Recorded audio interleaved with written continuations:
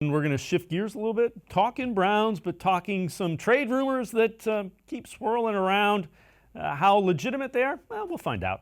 One of them has the Browns trading tight end David Njoku and their second-round pick next year for Yannick Ngakoue from the Jacksonville Jaguars. Jacksonville put the franchise tag on him, a young defensive end who can flat out get after the quarterback. Now, the franchise tag means that he will get paid $17.8 million this year. He has yet to sign it, has until July 15th to sign that.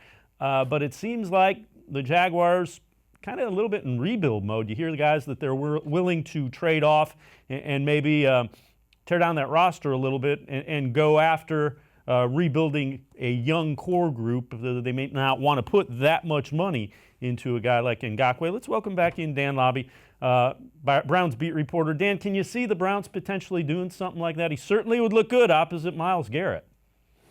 I mean, he'd be a great addition, and Browns fans might remember him from, I want to say it was 2017 when the Jaguars came in here, and he really just dominated that football game and made life miserable and essentially won a game for the Jaguars with the way he got after the quarterback. Obviously you'd have to pay him if he came in, but if you could get him for the right cost, and I think it was ESPN that was throwing out in their kind of trade ideas column, David Njoku and I think a second-round pick. I mean, that would be a great price for a guy like that who can get after the quarterback. He's still young. You bring him in, you pay him, and you kind of have your core pass rushers for a long time.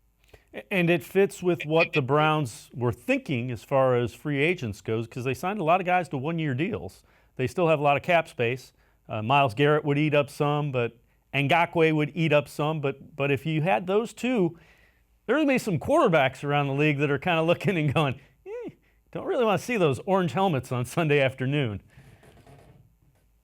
Yeah, you'd get that pressure from the outside, pressure from the inside, and that's what they want. They just want pressure, pressure, pressure. Joe Woods comes from San Francisco, where they had a front line that just had four guys that could get after the quarterback. And, look, they had to trade one away because it started to get a little expensive here this offseason. But when you have four guys along that line that can get to a quarterback, it can make for a lot of long afternoons. And that's the key to defense. Make that quarterback move, make him uncomfortable, and it just changes everything.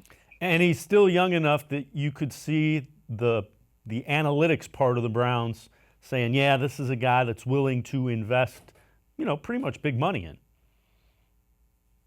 Right. A guy that you'd be giving his second contract to. And he's in that age range where if you are going to pay a guy, that's the sort of guy that you want to pay. He was drafted in 2016. Actually, the Browns could have taken him. He was taking a few picks after the Browns took Carl Nassib, but they went with Nassib instead. So another one of those what-if scenarios. But, if you could trade for him for the right price, and of course you have to factor in that you'd have to pay him in that trade value and what you'd be willing to give up. But I would definitely be interested in a deal like that.